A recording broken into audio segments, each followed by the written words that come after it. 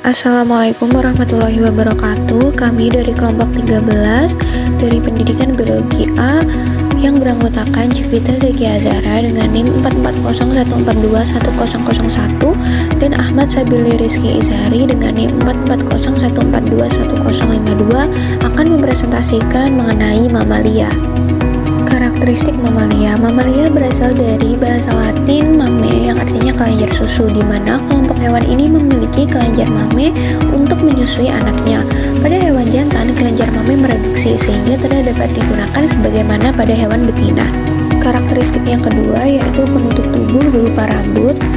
Merupakan hewan berdarah panas atau homoiderm yang dapat menjaga suhu tubuhnya dari pengaruh lingkungan. Memiliki 3 tulang pendengaran yaitu tulang landasan, martil, dan sanggurdi untuk mentransfer getaran suara yang berasal dari gendang telinga ke bagian dalam telinga. Mamalia sudah memiliki 4 ruang jantung yaitu 2 atrium dan 2 ventrikel. Karakteristik yang terakhir yaitu alat pernafasannya berupa paru-paru. Klasifikasi pada mamalia dilakukan untuk mempermudah penggolongan terkait dengan habitat maupun morfologi yang dimiliki oleh mamalia itu sendiri. Klasifikasi kelas mamalia terdiri atas subkelas Prototheria dan Theria. Subkelas Prototheria terdiri atas ordo Monotremata. Selanjutnya adalah subkelas Theria yang terdiri atas infrakelas Metatheria dengan ordonya adalah Marsupialia. Kemudian infrakelas Eutheria dengan 16 ordo yaitu ordo Insectivora dengan famili Soricidae, ordo Dermoptera dengan famili Cynocephalidae, ordo Chiroptera yang terdiri atas subordo Megachiroptera dengan famili Pteropodidae. Kemudian subordo selanjutnya dari ordo Chiroptera adalah subordo Microchiroptera dengan famili Rhinolophidae. Kemudian masih dalam infrakelas Eutheria, ordo selanjutnya adalah ordo Primate yang terdiri atas subordo Lemuridae dengan famili Lorisidae. Kemudian ada subordo Tarsioidae dengan famili Tarsiidae dan subordo Anthropoidae terdiri atas famili Cercopithecidae serta famili Pongidae. Masih dalam infrakelas Eutheria, ordo selanjutnya adalah ordo Edentata yang terdiri atas famili Myrmecopaga, kemudian famili Bradypodidae dan famili Dasypodidae. Ordo selanjutnya adalah ordo Polydota dengan famili Manidae, ordo Lagomorpha dengan famili Leoporidae, ordo Rodentia yang terdiri atas famili Muridae dan famili Sciuridae. Ordo selanjutnya adalah ordo Cetacea yang terdiri atas famili Delphinidae dan famili Balaenopteridae. Selanjutnya adalah ordo Carnivora yang terdiri atas subordo Visipedia dengan 2 familinya yaitu famili Canidae dan famili Felidae. Kemudian subordo lainnya adalah subordo Pinnipedia yang terdiri atas famili Pochidae dan famili Otariidae. Ordo berikutnya adalah ordo Tubulidentata dengan famili Orycteroponidae. Ordo Proboscidea dengan famili Elephantidae. Ordo Hyracoidea memiliki famili Procaphiidae. Ordo Sirenia terdiri atas famili Dugongidae dan famili Tricachidae. Ordo Perissodactyla terdiri atas 3 famili yaitu famili Tapiridae, famili Equidae, dan famili Rhinocerotidae. Terakhir adalah ordo Artiodactyla yang terdiri dari beberapa famili yaitu famili Bovidae, famili Camelidae, famili Cervidae, famili Giraffidae, famili Tragulidae, famili Thayassuidae, famili Suidae, famili Moschidae, dan terakhir adalah famili Antilocapridae. Klasifikasi sapi. Sapi diklasifikasikan ke dalam kingdom Animalia, filum Chordata, kelas Mamalia, infrakelas Eutheria, ordo Artiodactyla, famili Bovidae, genus Bos, dan spesiesnya adalah Bos taurus.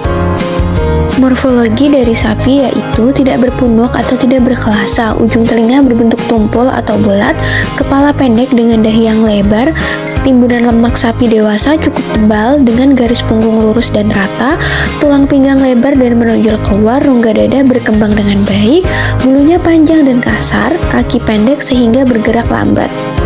Memiliki bentuk badan yang panjang, padat, dan kompak, serta terkenal memiliki kemampuan menyusu anaknya dengan baik. Sistem peredaran darah pada sapi. Sapi mengalami sistem peredaran darah ganda dan juga tertutup. Sistem peredaran darah ganda tersebut terdiri atas sistem peredaran darah kecil atau sirkulasi paru dan juga sistem peredaran darah besar atau sirkulasi sistemik. Sedangkan sistem peredaran darah tertutup artinya darah selalu berada di dalam pembuluh darah. Sistem peredaran darah kecil atau sirkulasi paru terjadi ketika darah yang kaya akan karbon dioksida dialirkan masuk ke dalam jantung melalui atrium kanan, kemudian diteruskan ke dalam ventrikel kanan dan dipompa menuju paru-paru. Darah yang kaya akan karbon dioksida akan dipompa ke paru-paru untuk mengalami proses pertukaran gas karbon dioksida menjadi oksigen. Oksigen kemudian diikat oleh darah dan dialirkan ke dalam jantung kembali melalui atrium kiri diteruskan ke dalam ventrikel kiri. Sistem peredaran darah besar atau sirkulasi sistemik terjadi ketika darah yang kaya akan oksigen dialirkan ke dalam jantung melalui atrium kiri diteruskan ke dalam ventrikel kiri kemudian dipompa ke seluruh tubuh. Darah yang kaya akan oksigen tersebut akan digunakan untuk respirasi seluler, di mana hasil dari respirasi seluler berupa karbon dioksida akan diikat oleh darah dan dialirkan kembali masuk ke dalam jantung melalui atrium kanan dan diteruskan menuju ventrikel kanan. Sapi merupakan hewan yang tergolong ke dalam hewan ruminan, di mana sistem digesti terjadi secara 2 kali tahapan. Hal tersebut dapat terjadi karena sapi memiliki 4 kompartemen lambung pada sistem digestinya. Sistem digesti pada sapi diawali dengan masuknya makanan ke dalam rongga mulut, kemudian akan dicerna secara mekanik berupa mengunyah makanan hingga setengah lumat. Kemudian makanan akan disalurkan melalui esofagus ke dalam rumen untuk mengalami proses fermentasi, penyimpanan, dan perendaman yang dibantu oleh bakteri mutualis yang mensekresikan enzim selulase. Makanan yang telah dicerna di dalam rumen akan berubah menjadi cut dan akan dialihkan ke dalam retikulum dan terjadi proses penangkapan zat asing yang tidak ingin dicerna. Setelah itu, makanan akan dimuntahkan kembali ke dalam rongga mulut untuk dikunyah kembali hingga lumat dan disalurkan ke dalam omasum melalui esofagus. Di dalam omasum, makanan akan mengalami absorpsi air serta pengecilan molekul makanan dan akan berlanjut ke dalam abomasum. Abomasum berperan layaknya organ lambung pada umumnya, di mana abomasum akan mensekresikan asam lambung serta terjadi proses sintesis protein. Makanan yang sudah dicerna oleh abomasum akan disalurkan melalui usus halus untuk diserap sari-sari makanannya. Kemudian makanan akan sampai pada organ bernama sekum, di mana terjadi proses pencernaan selulosa kembali oleh bakteri mutualis. Makanan akan diteruskan hingga rektum melalui kolon atau usus besar. Makanan yang sudah sampai pada rektum akan menunggu proses defekasi melalui anus. Sistem reproduksi pada mamalia betina memiliki sepasang ovarium yang berfungsi untuk menghasilkan sel telur, sedangkan pada mamalia jantan memiliki testis untuk menghasilkan sperma. Alat kopulasi pada mamalia betina berupa vagina, sedangkan pada mamalia jantan berupa penis. Mamalia jantan akan memasukkan penisnya ke dalam vagina sang betina. Fertilisasinya terjadi secara internal, yaitu proses pembuahan sel telur oleh sperma yang terjadi di dalam tubuh betina. Hewan mamalia bernafas menggunakan paru-paru. Adapun mekanismenya yaitu yang pertama, udara masuk melalui hidung, kemudian melewati proses penyaringan partikel oleh rambut hidung, lalu menuju ke bagian 2 yaitu trakea atau batang tenggorokan.